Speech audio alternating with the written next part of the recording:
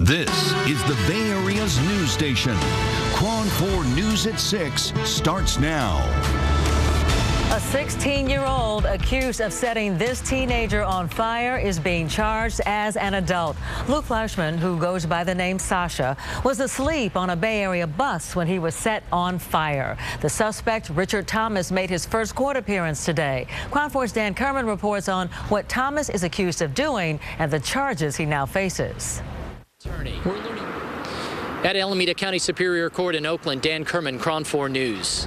We are awaiting word on the expected reunion of that Sunnyvale mother and her infant son who was allegedly kidnapped by his father. Patricia Romero left her Sunnyvale apartment early this morning heading for Arizona, where her 2-week-old son, Henry, is being cared for by Child Protective Services. Henry's father, you see in this picture, 22-year-old Musel Guler, was arrested near the Mexican border after an Amber Alert was issued in California. The district attorney's office is now seeking to have the suspect extradited back to the Bay Area to face charges.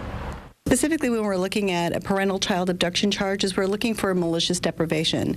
So envisioned in the malicious deprivation is the steps that he took to conceal or take away or entice the child. We are seeking charges right now. That process is moving through the court. I've made a filing decision on the case. Right now we're looking for the warrant to be issued through the court that will enable us to extradite him back here.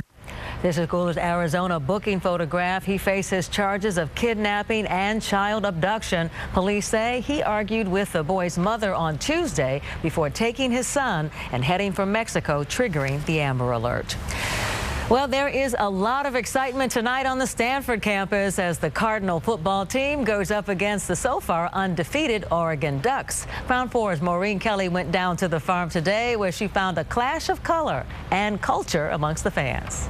I think this is their year and they're here to play, and I say watch out, Cardinals. Maureen Kelly, KRON 4 News. A regional accrediting commission is facing another lawsuit from supporters of San Francisco City College. The suit deals with the commission's decision to revoke the school's accreditation. A group of students, faculty, and City College supporters, all part of the Save CCSF coalition, filed the lawsuit today. The group is seeking to void the commission's actions revoking the school's accreditation. The agency announced City College's accreditation would end next year, pending an appeal. Back in August, San Francisco City Attorney Dennis Herrera also filed a lawsuit against the commission, alleging that its actions against City College were politically motivated. The world's strongest typhoon of the year is slamming into the Philippines. Thousands of villagers, including many who lived in the area devastated by a recent earthquake there, have already been evacuated. KRON 4's chief meteorologist Jacqueline Bennett has been monitoring Typhoon Haiyan, as it's called. And Jacqueline, as you know, the experts are predicting that there will be catastrophic damage from this. Well, Pam, they're right, because this is coming ashore as a strong Category 5 hurricane. That's the equivalency. And as we look at some satellite imagery, you can see the eye of the storm, and that is just coming ashore about an hour ago or so. But you can see the extensive cloud cover basically covering the islands from that satellite view. We're going to take a look at a second satellite view here, and there again you can see the eye of the storm completely clear, which is an indication of how strong this storm is. So it's slamming into the northeast coast of the Philippines right now. Storm surge is really bad. We're also seeing really intense winds, up to 200-mile-per-hour sustained winds at its peak. Now we're seeing them about 160 miles an hour. So you can see here the location of the super typhoon. Again, just slamming into the islands now, coming ashore as a strong Category 5. As it moves through the islands, it'll weaken some. It'll leave the Philippines as a strong Category 4. And then as it crosses the South China Sea, moves towards Vietnam by late Sunday, it'll have weakened some.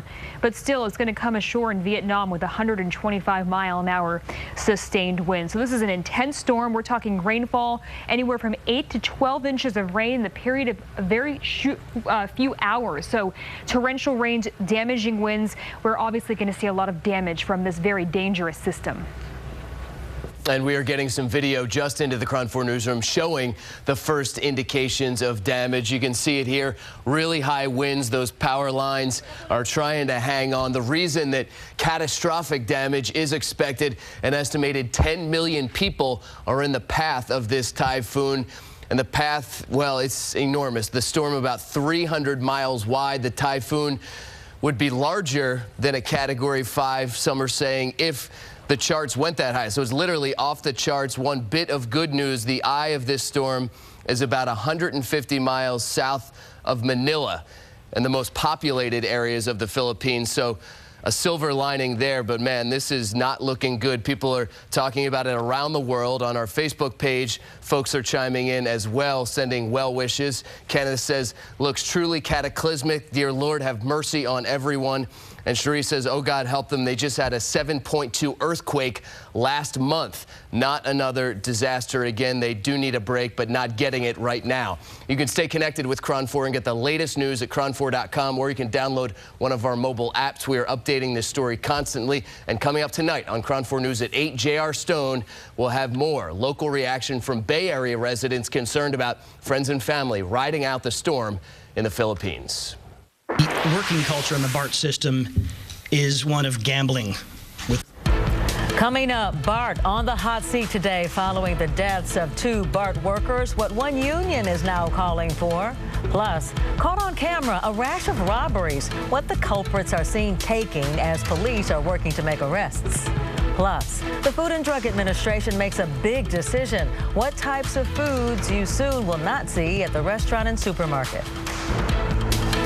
Look at this, criminal flash mobs caught on camera. You may have heard of flash mobs as kind of PR stunts or even flash mob proposals. But in Chicago, surveillance cameras have been capturing flash mob robberies at least 3 different Sports Authority stores. You can see 5 people walking into the Sports Authority store, and then look what they leave with, the whole rack. Just run out of the store with the whole rack of clothing. Same thing happened in a different store. About a half dozen people enter. Shortly after, they rush out with several racks of clothing. No arrests so far. Sports Authority is now offering a $5,000 reward for information that leads to an arrest. After my first deployment, I had a couple of my close buddies, you know, they died, and as a corpsman too, there's nothing you can do, and you feel really guilty. Coming up, how a group helps wounded veterans in California who are going through physical and emotional trauma. And a touching embrace, why Pope Francis's encounter with this man in Rome touched so many hearts. And it was a little cooler out there today, but we still saw a lot of 70-degree readings. We're going to continue to cool down in the days to come. I'll have your complete forecast coming up. BART was on the hot seat at a hearing on safety today. The head of a transit workers union, AFSCME, is calling for a criminal investigation into the deaths of the 2 BART track inspectors who were killed by a train during the strike. Meanwhile, some BART workers speaking up today had some very harsh words concerning BART's safety record, while BART defended its record and its former use of something called simple approval, a safety rule used by those workers who died. Simple approval is a process that makes the workers completely responsible for their safety while they are working on the tracks. That rule has now been banned. The working culture in the BART system is one of gambling with worker and rider safety on a very regular basis. We need a complete change in the culture at BART as it relates to health and safety. We need meaningful involvement by BART workers in all the decisions regarding the safety equipment, the safety processes and procedures relating to BART safety. We are going to have to come to grips with how to do without this procedure that we use over 8,000 times a year on average, and substitute for it a procedure that is going to be more disruptive potentially to the service, may have impacts on our budget. It may even, quite frankly, impact the hours of operation at BART. The investigation into the death of the two workers is still ongoing, and legislators say another hearing may be necessary once the results are ready. Meanwhile, the NTSB is also investigating the deadly accident. Catherine. In national news, President Obama, he is once again apologizing for the botched rollout of his health care plan. And in a very public way, this time he is also acknowledging that Americans are losing the health insurance plans that he had insisted they could keep. Today, he told NBC News that he apologizes to the people who have found themselves in that situation based on assurances they got from him. We've got to work hard to make sure that they know we hear them and that we're going to do everything we can to deal with folks who find themselves in a tough position as a consequence of this. The president says his administration is doing everything it can to make things right, but millions of Americans have been getting cancellation notices in the mail. The Senate today has approved a bill that bans discrimination in the workplace based on sexuality or gender. It would protect gay, lesbian, bisexual, and transgender employees. That bill did pass easily in the Democratic-led Senate. It probably is not going to go anywhere, however, in the House. Speaker Boehner, please do what is right for the American people. Let's do this legislation. Speaker John Boehner has opposed the bill. Gay rights advocates are nonetheless calling this a historic step in a year of significant change. The Supreme Court in June upheld same-sex marriage and granted federal benefits to legally married same-sex couples. Great story here. Once a month in the California desert, a group of patients from Naval Medical Center San Diego gather together for a chance to sail into the heavens. For a brief moment, they get to forget the physical and emotional trauma they've suffered in war. Gabe Ramirez joined these veterans as they soared into the wild blue. Well, it was a little cooler out there today near the coastline, but we still saw a lot of 70-degree readings. Right now, we're sitting mainly in the 60s. It's 60 in Oakland and in Santa Rosa, 66 out in Concord. Coming up, it was the embrace that melted hearts all around the world. Why Pope Francis made time to greet this man during an appearance in Rome. And the Food and Drug Administration making a big announcement aimed at saving lives, how it will change things at restaurants and supermarkets. Next. Pope Francis is in the news again. Photos have gone viral showing him embracing a man horribly disfigured by what's known as the Elephant Man disease. The Pope halted his weekly audience in Rome yesterday, made a point to greet the man. People living with the very painful genetic condition are often shunned because of their appearance. The Pope kissed the man. He joined him in prayer. The man had approached the Pope asking for a blessing.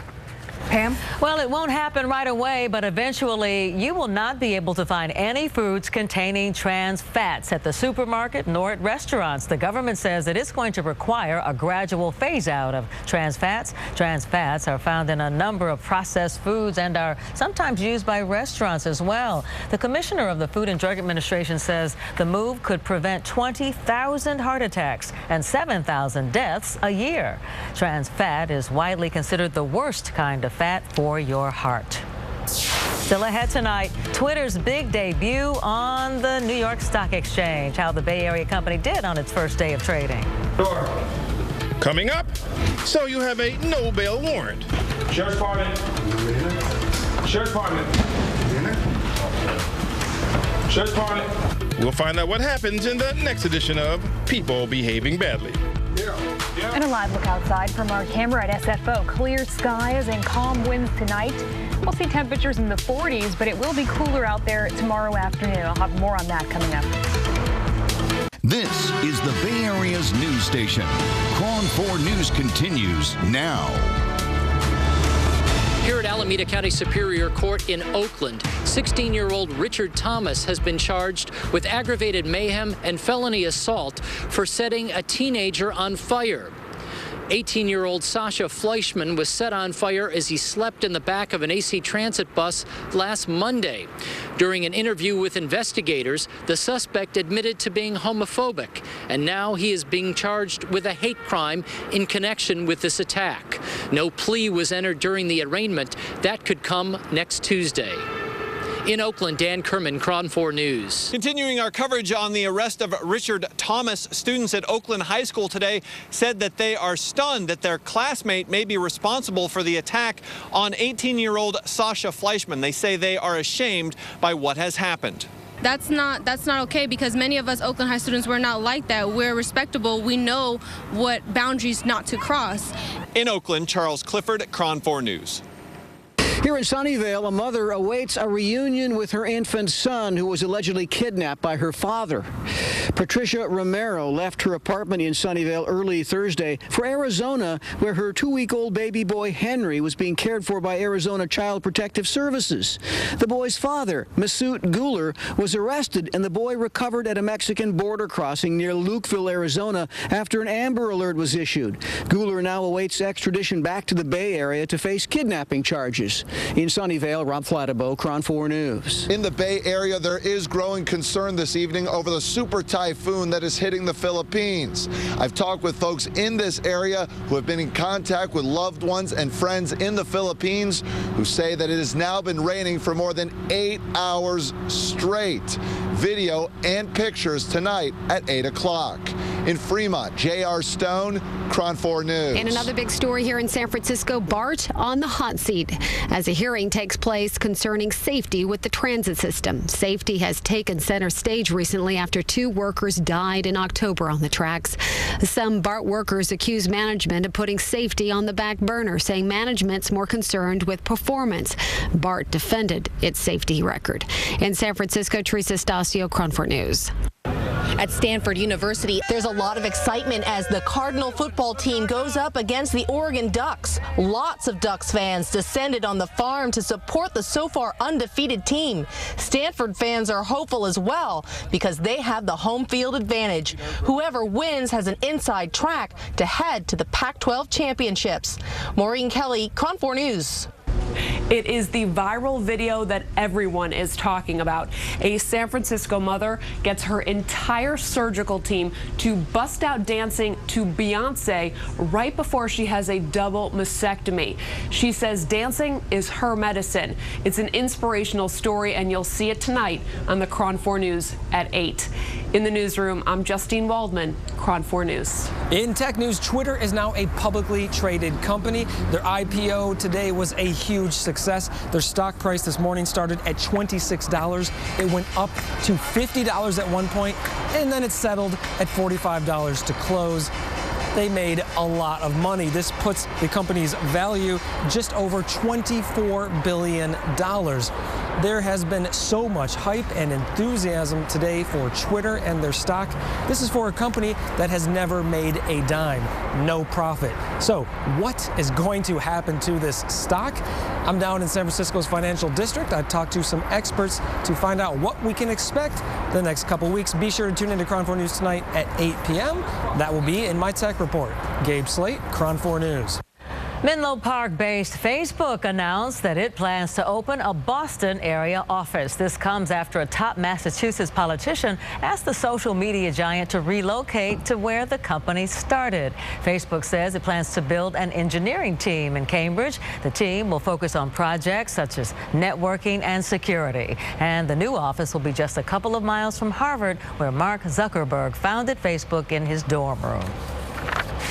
Our big weather story tonight. Cooler weather over the next few days. Yellow 45's got a guy running out back Fairfax on Ellis.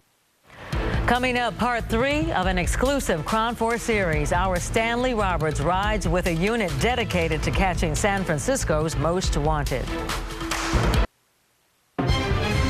Only on 4, we promised you a 2-part series on the elite group of San Francisco Sheriff Department deputies whose job it is to get wanted fugitives off the streets. Well, it turns out Stanley Roberts has a bonus segment in this special edition of People Behaving Badly. I showed you this lady who had The little yellow rubber ducky has floated into the National Toy Hall of Fame, reaching the pinnacle of toy stardom. I didn't even know there was a Hall of Fame for toys. The ancient game of chess joins the iconic duck as this year's 2 inductees into the Toy Hall of Fame. And make no mistake about it, this wasn't a walk in the park. They faced some fierce competition and stringent criteria. The game of chess and the rubber duck squeaked past Teenage Mutant Ninja Turtles, Pac-Man, and My Little Pony for the honors. Coming up in sports, it looks like 49er Aldon Smith will play on Sunday, but for how long? And look what happened to this NHL player's helmet. Gary has fans behaving badly, and all the sports. Gary's up next. It's now time for Gary Radnich from the Jack in the Box Sports Desk. All right, good evening, everybody. He hadn't played for 6 weeks, but Aldon Smith is going to be on the field Sunday when the 49ers host Carolina. You know the deal with Smith, one of the game's best at what he does, but he had to go into an alcohol rehab clinic September 23rd, and the 49ers are not going to waste any time. He was released last week, and Vic Fangio, the defensive coordinator, says, bring him on. He's not like a guy coming off of an injury that he's got to overcome. He's just got to overcome inactivity. But, you know, 6 weeks is a fairly long time, but I don't think not that long to where he can't get back into the swing of things pretty quickly. Comfortable with him playing Sunday? Yeah, absolutely. All righty, Carolina and the 49ers at Candlestick. That goes off around 1:25 on Sunday.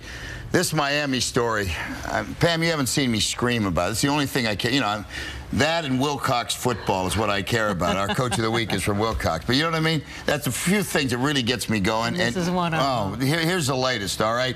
The Dolphins general manager, and I will take license, this guy's about 140 pounds, Mr. Tough Guy, good win, knock him over.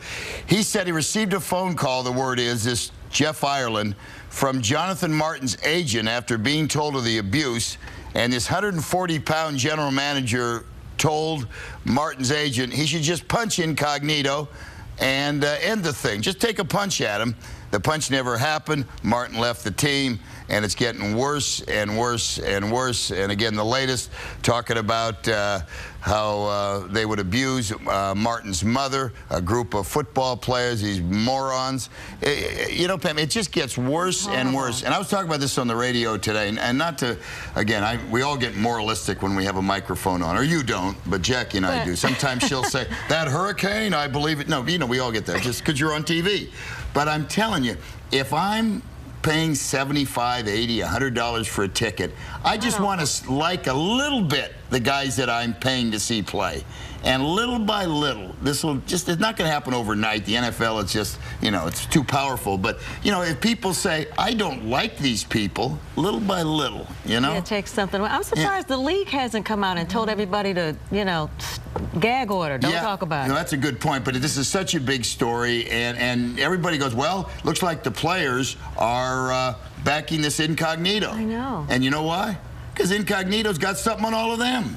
They were all in on it. When this poor guy sat down once at a lunch table, 5 of them got up and left. You know, like high school. Oh, not even high school. Pam, these are morons. Yeah. These are morons. You know. So anyway, it's just. And when a 150-pound guy says, "Throw a punch," they got to fire the coach. They got to fire the general manager, and you know, send Cognito.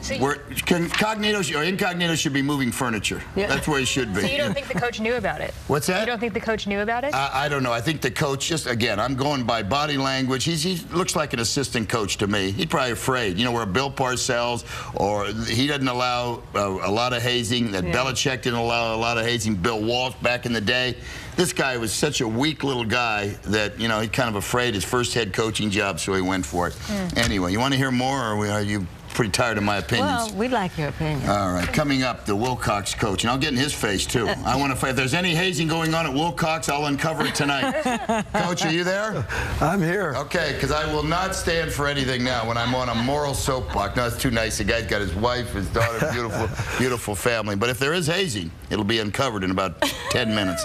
All right, Raiders quarterback Terrell Pryor showed his support for Martin today. I just think we're professionals, and, you know, I definitely hope we see Martin playing again soon. Watch him film. He's a good player, and you know, my hat's off to him for standing up and being a man. All right, let's give you an update on Stephen Curry. Suffered a left ankle bone bruise last night against Minnesota, landing awkwardly on his left ankle. Because of Steph Curry and his history of ankle injuries, everybody immediately goes, oh, no. MRI revealed the bone bruise today, and the Warriors are saying he's day-to-day. Warriors are at San Antonio tomorrow night. Let's take a look here at the NBA. They've suspended Atlanta guard Dennis Schrader 1 game for striking Kings center DeMarcus Cousins in the groin. As we've always said, don't hit him in the groin or you'll be suspended. So there he is again. Your heroes out there hitting someone in the groin. Just show me Tiger at the Turkish Open. Birdie on the opening par 5. Could have give one back on the 9th. He misses a 10-foot putt. Falls to -1. Play called due to darkness. Tiger ends the day 6 strokes back at 1 under par. Paul Casey's the leader. I always laugh when the golf season ends in late October is when Tiger really starts making money, showing up at all these events. When we come back, are you ready for the Coach of the Week? The great Dan Brown of Wilcox High School will honor Dan, give him $1,000. And again, Pam, as a journalist, I must ask, bullying, right? Bullying, yeah. He might bully you. Dan? I think I can handle Dan, but well, we'll find out. All right, we'll get physical in the words of the great Olivia Newton-John next. We now return to sports with Gary Radnich, brought to you by Jack in the Box. All right, our high school coach of the week is one of the best. His name is Dan Brown, Wilcox High in Santa Clara. Dan's team is 7-1. They're coming off a 42-7 victory over Los Gatos. They're ranked 18th in the area. Coach Brown and Wilcox will receive $1,000 for the program. They'll also hang out with Harbaugh at a practice. You're probably the first coach of the week we've had that probably your line is bigger than the 49ers, or at least on par. What do you got? We're pretty close to the 49ers offensive line size. How big are they? Well, we got one tackle at 6'10", 320, and then pretty much everybody else is about 6'2", 6'3", 275, 285. Is there a high school team in this area or maybe anywhere in the country as big as yours? We might be the top dog around here. Boy, that's something. How much does it cost the school to bring in these guys? No, but I mean, it's neighborhood kids. Yeah, isn't that great how they grow up? Yeah. No, I'm not kidding you. I've never heard of a team that big. Yeah, we actually have a couple of backup kids that match that. Yeah, and I would imagine that's what you put a premium then on. I mean, if the big boys can play, then you're good, huh? Well, you know what, and we try and run them to the best of our ability to keep them lean as best we can. Besides the big boys, what's the key to Wilcox's great 7-1 start? We've got a real good, cohesive group. It's a tight group. It's a special group. We run the football, but we're trying to be a little bit more multiple. Got a real good hybrid back, Delshawn Mitchell, who's been a 4-year letterman. Where are you from, Coach? I'm from San Jose. Really? Because you talk like a coach. You could have moved to Texas the way you talk. No, you know what I mean? You sound like a guy who loves what he does, huh? Yeah. Yeah, from Oak Grove High School. Oh, yeah. Played under Phil Stearns, and at the time, Mike Holmgren was our offensive coordinator. Oh, my gosh, you learned from the best then. And our quarterback was Marty Morningwig, who was the offensive coordinator with the New York Jets. Well, just real quick, introduce, we got your wife and daughter. Give them a quick pop here. We've got about 15 seconds left. Who we got? We got little we got my wife, Carrie, and my daughter, Kim. Hi. Hey, hi, Kim. You happy for your daddy's a football coach? Yeah, no, that's great. Well, congratulations, Coach. Appreciate it. Yeah, and the $1,000 and good business. We'll see you at 8. Thank you very much.